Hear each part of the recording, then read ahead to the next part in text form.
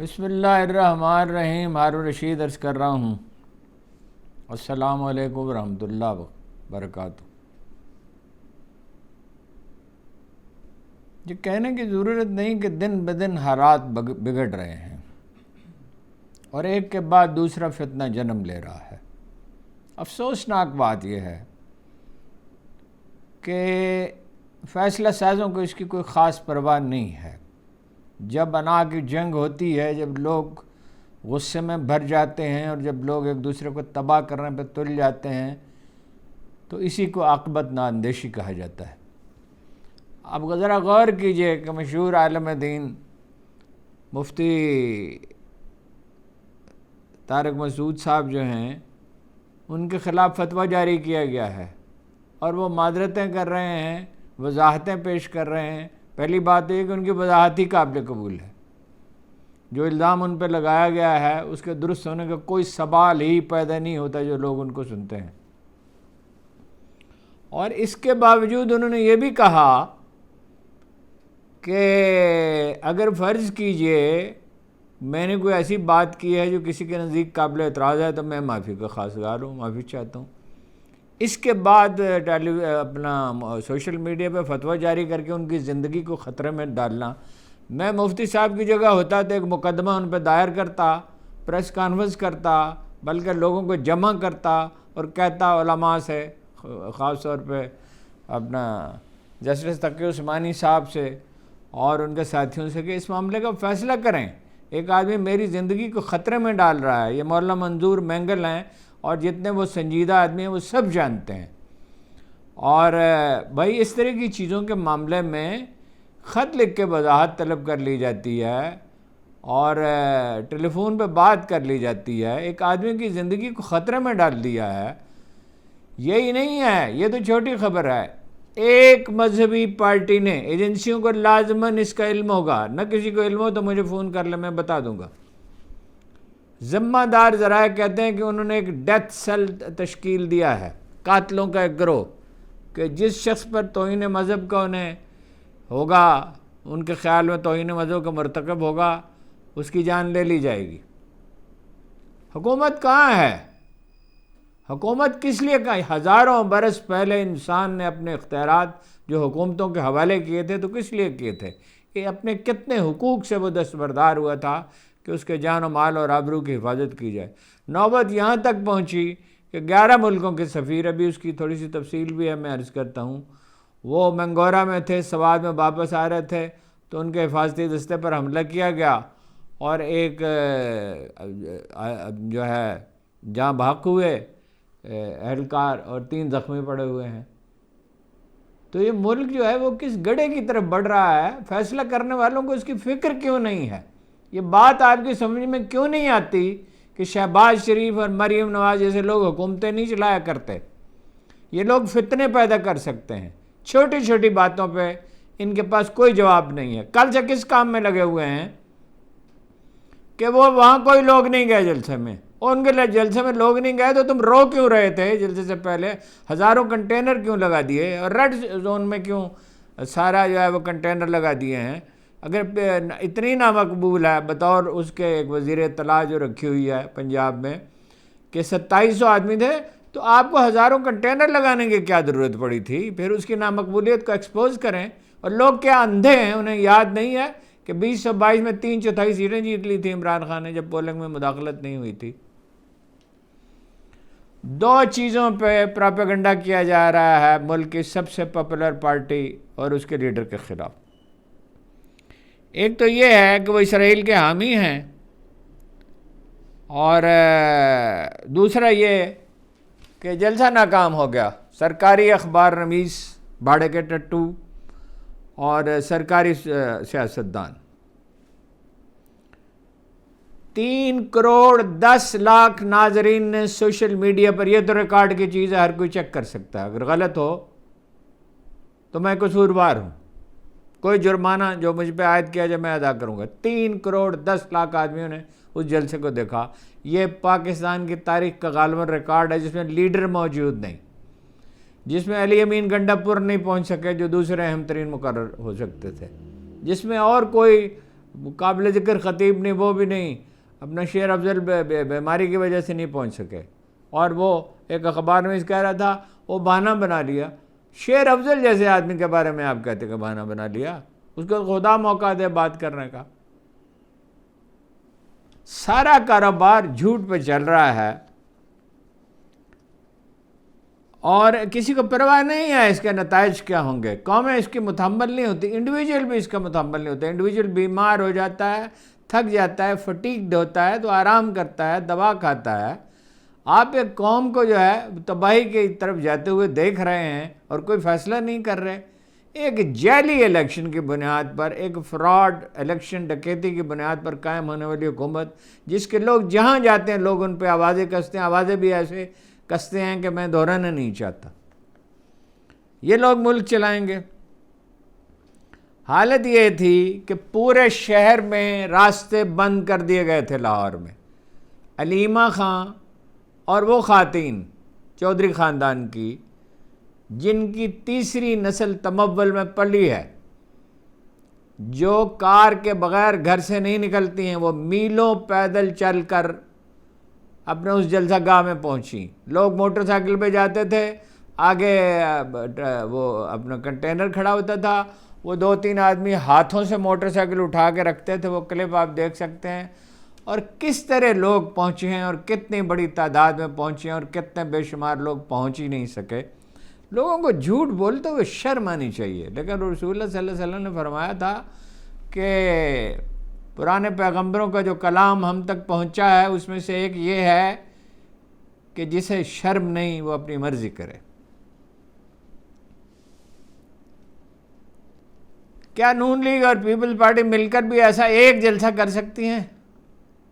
ایک جلسہ کر سکے نواز شریف، ایک جلسہ کر سکے زرداری صاحب، ایک جلسہ کر سکے بلاول بھٹو؟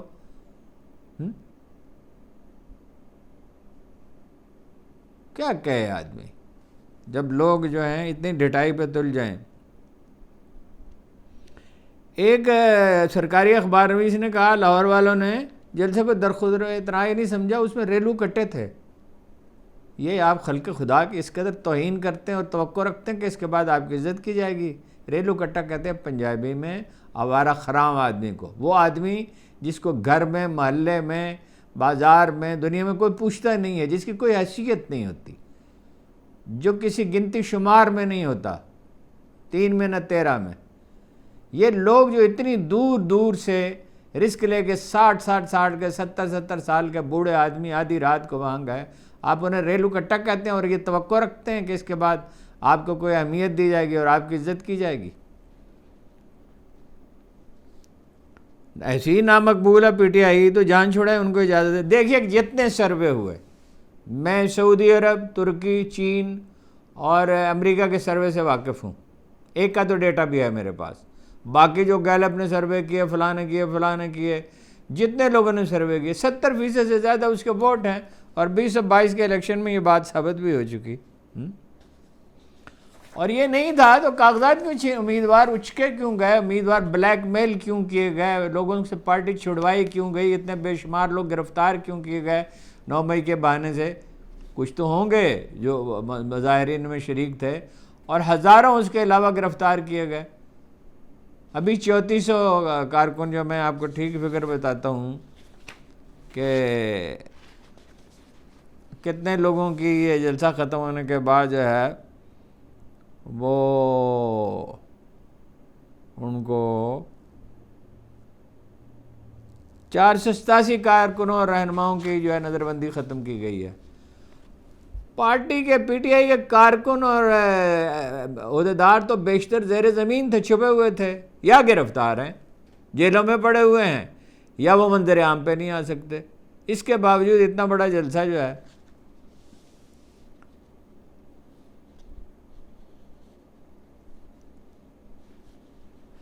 دوسرا ایشو یہ ہے جی کہ اسرائیل کے ایک آرٹیکل میں کسی نے لکھ دیا، کسی معتبر اخبار نویس نے نہیں، کسی دانشور نے نہیں، کوئی اسکاٹ ریٹر نے نہیں لکھا ہے کہ عمران خان دل سے تو اسرائیل کا حامی ہے۔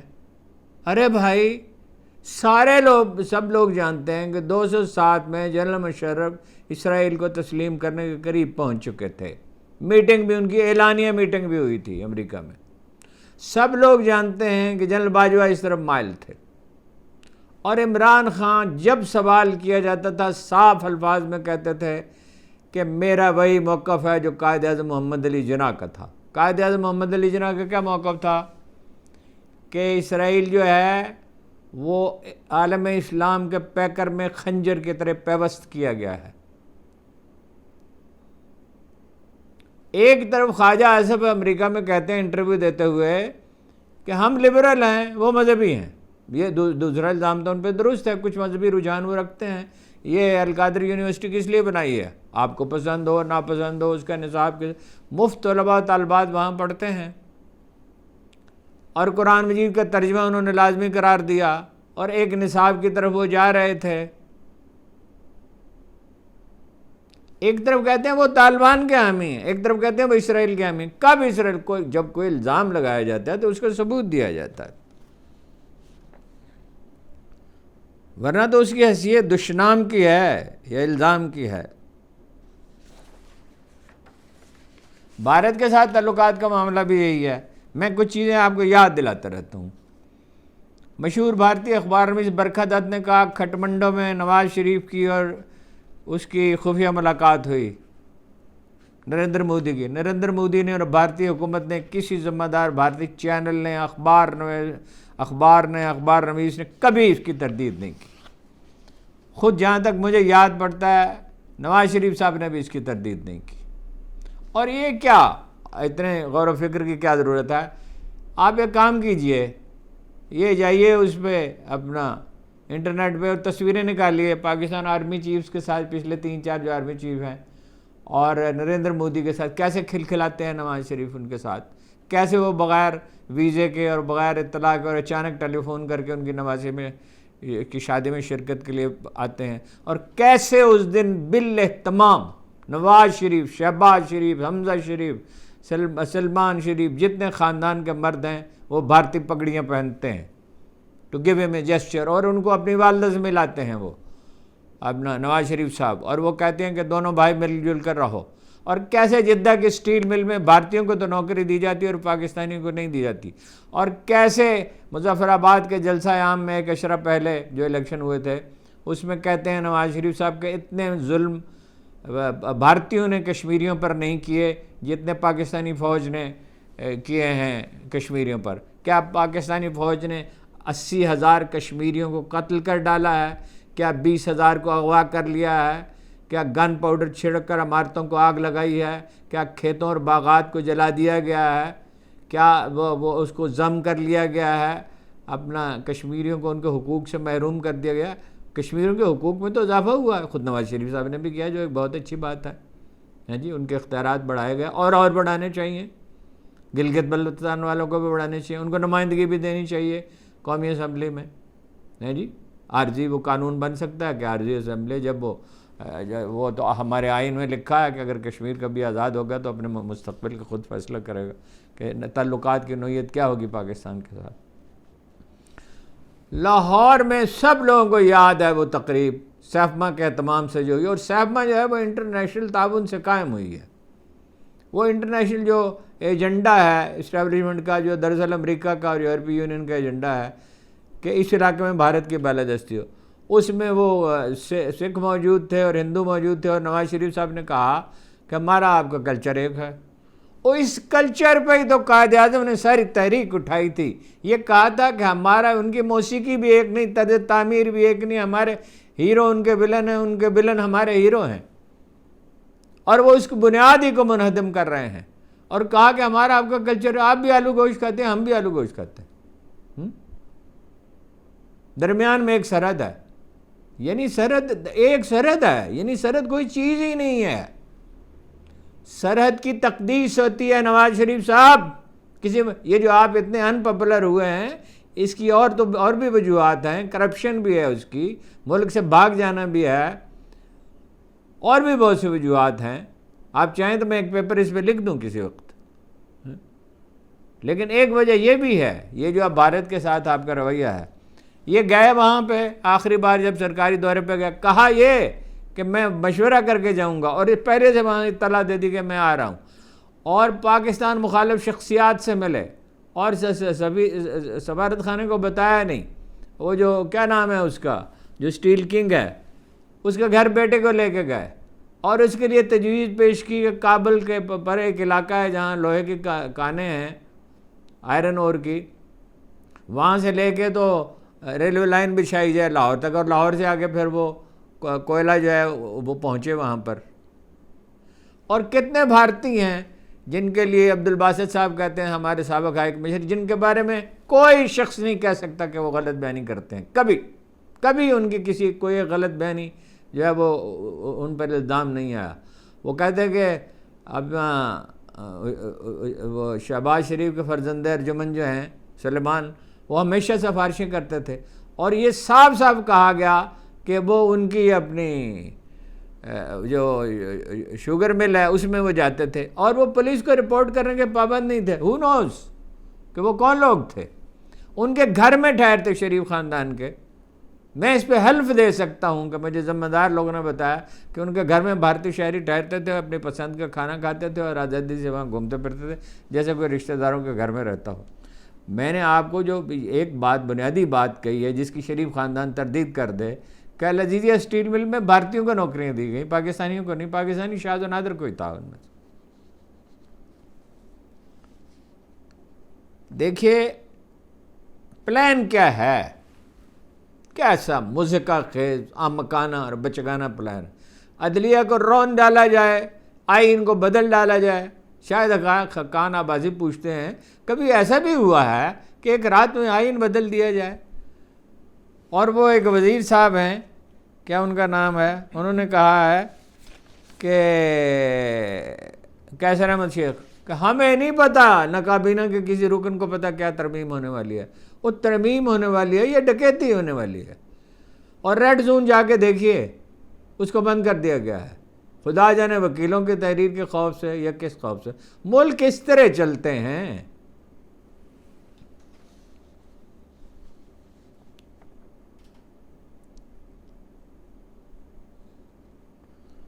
ممبئی حادثے کے بارے میں جو شخص بھی اس کا ذمہ دار تھا، ممبئی پہ جو بھی واقعہ ہوا وہ افسوسناک تھا، اس کی تائید نہیں کی جا سکتی۔ حکومت پاکستان کو ذمہ دار قرار دیا نواز شریف نے، اور ان کے بیانات عالمی عدالت انصاف میں پاکستان کے خلاف استعمال کیے گئے۔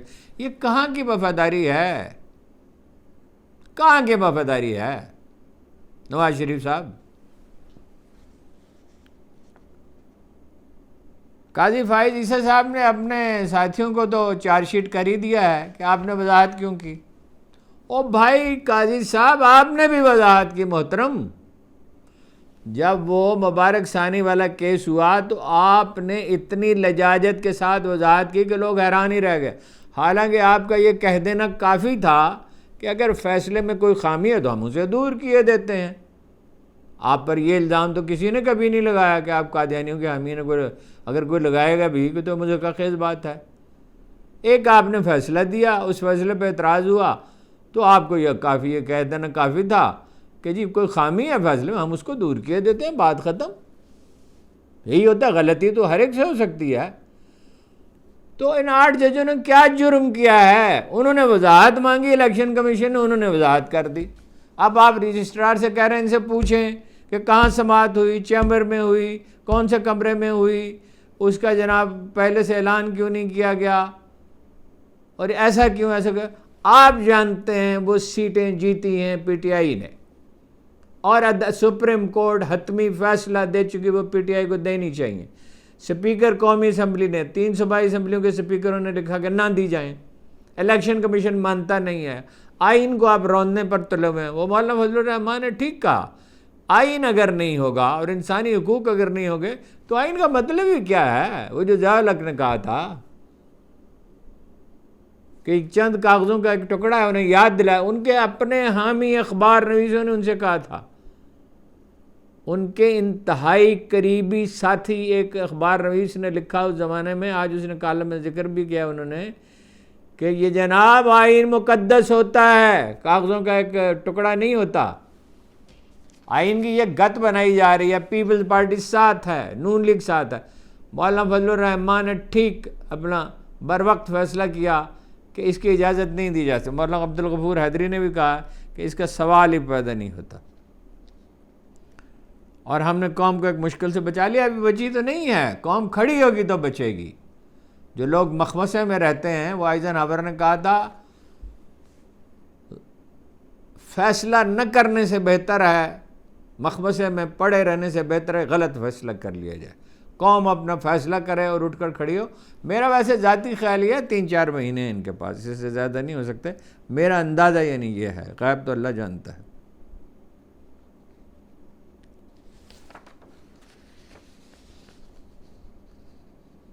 ایک اور جو قومی اسمبلی کی سیٹ ہے وہ اس کی سماعت قاضی صاحب خود فرمائیں گے اور جسٹس افغان صاحب ہوں گے اور ایک اور جج صاحب ہیں۔ یہ سب کیوں ہو رہا ہے؟ دوبارہ گنتی کی درخواست۔ یہ کتنی سیٹیں ہیں جیتی ہوئی جو پی ٹی آئی کی دے دی گئی ہیں، جن پہ 10,000 20,000 5,000 6,000 8,000 ٹھپے لگا دیے جاتے ہیں۔ اسی طرح کی سیٹ گیلانی صاحب نے جیتی تھی۔ یہ آئینی ترمیم کے لیے ہو رہا ہے، پی ٹی آئی کے حلقے کہتے ہیں، اور یہ بات ان کے قابل فہم ہے۔ اور آئینی ترمیم کیا ہے؟ عدالت کو پامال کرنا۔ قاضی عیسیٰ صاحب یہ پرسنل اسپیسیفک ہے، اور قاضی عیسیٰ صاحب کی 3 سال کی توسیع اور چیف الیکشن کمیشنر کی 5 سال کی توسیع، یہی تو خرابی کی جڑ ہیں۔ افراد تو ناگزیر نہیں ہوتے، قبرستان بھرے پڑے ہیں ناگزیر لوگوں سے۔ اصل چیز تو ادارے ہوتے ہیں۔ علی امین گنڈا پور نے اعلان کیا کہ میاں والی میں 29 ستمبر کو جلسہ ہوگا، پھر وہی ایک ہنگامہ ہوگا، پھر سرکاری اخبار نویس جو ہیں وہ کہیں گے کہ کوئی لوگ شریک ہی نہیں ہوئے۔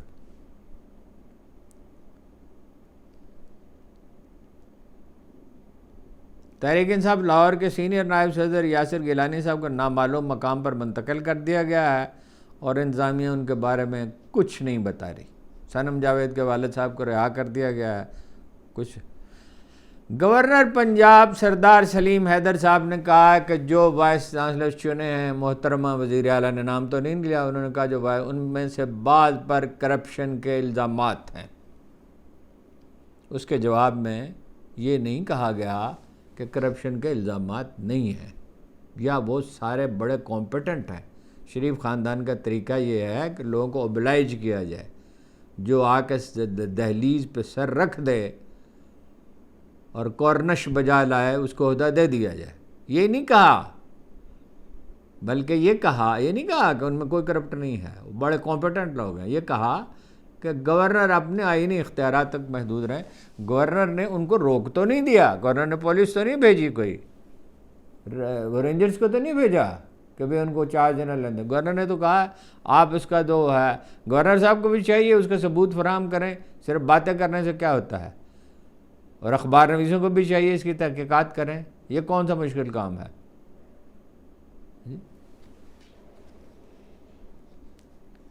سفارت خانہ پر جو حملہ ہے، آپ ذرا غور کیجئے، کتنے اہم ملک تھے۔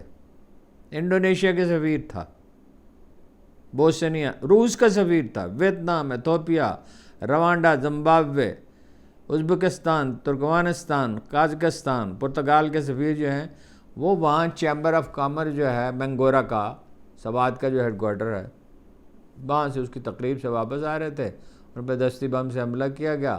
وہ تو یہ کوئی اناڑی آدمی تھا، اور وہ ایک اہلکار شہید ہو گیا، 3 زخمی ہو گئے۔ خدا نہ خواستہ، اگر یہ اللہ نہ کرے ایسا کبھی کوئی حادثہ ہو، یہ سفیر اگر جان سے جاتے تو پاکستان آج کہاں کھڑا ہوتا۔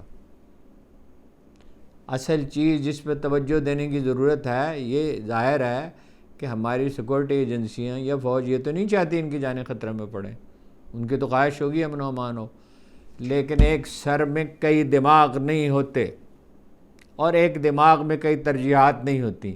جس چیز پہ اصل میں توجہ، پاکستان میں دہشت گردی کی کمر تو توڑ دی گئی تھی جنرل کینی کے زمانے میں ہی، اس کے بعد بھی یہ سلسلہ جاری رہا۔ ایک زمانے میں 3 سے 5 بڑے حملے ہوتے تھے، 70,000 شہری اور 10,000 فوجی شہید ہوئے، تقریباً 10,000، 7 سے 10,000 کا فگر ہے، جس میں افسروں کی تعداد کا تناسب بہت زیادہ ہے۔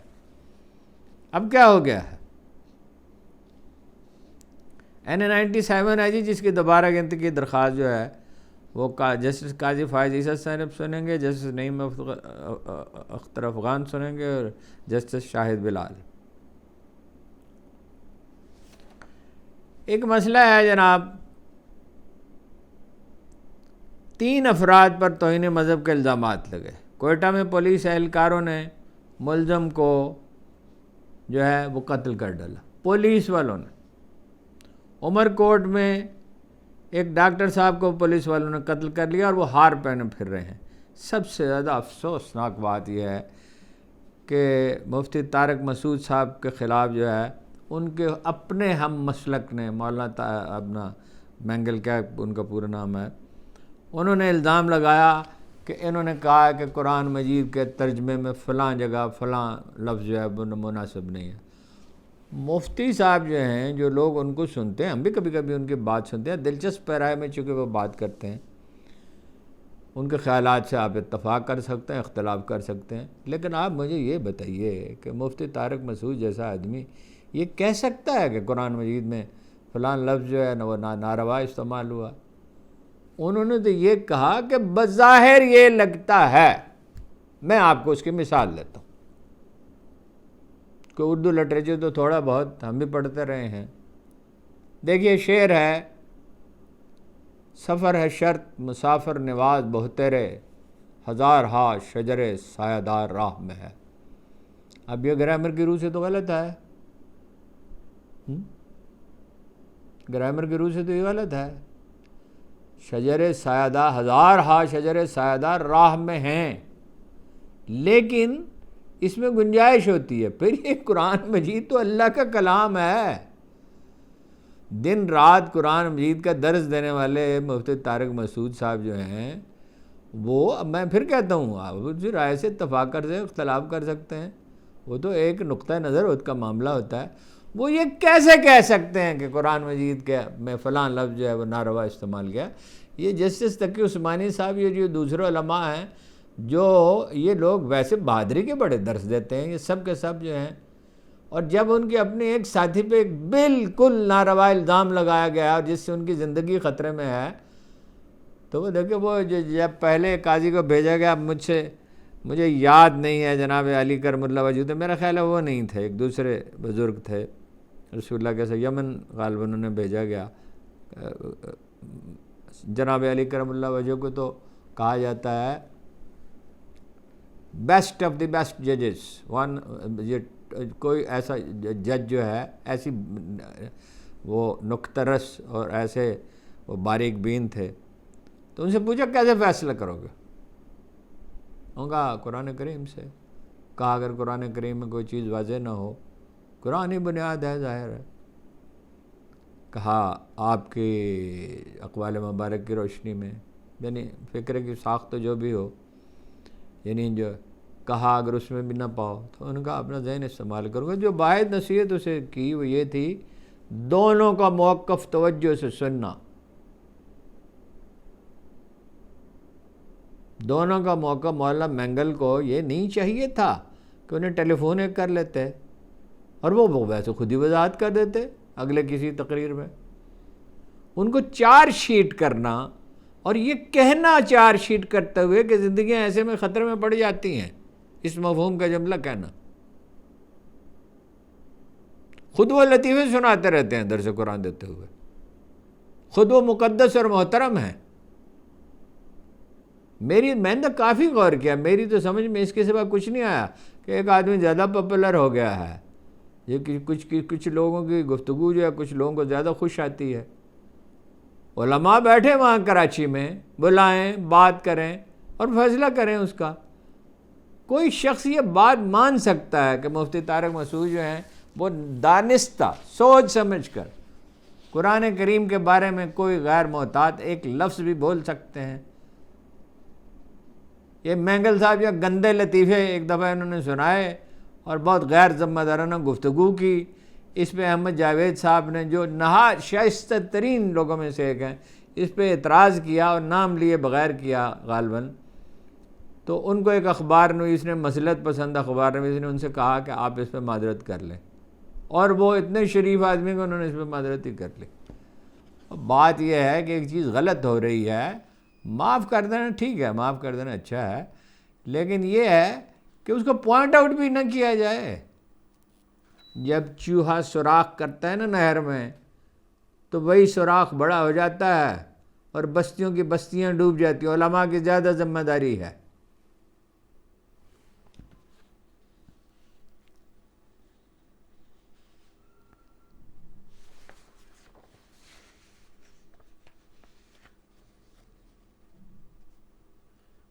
نون لیگ کے ڈان نیوز کے بیورو چیف ہیں افتخار شیرازی صاحب، انہوں نے کہا کہ نون لیگ کے ایک اہم رہنما نے خود مجھے ثبوت فراہم کیے کہ اسلام آباد سے نون لیگ کے امیدوار انجم عقیل ہر یونین کونسل سے ہار گئے تھے، لیکن کیا ہوا؟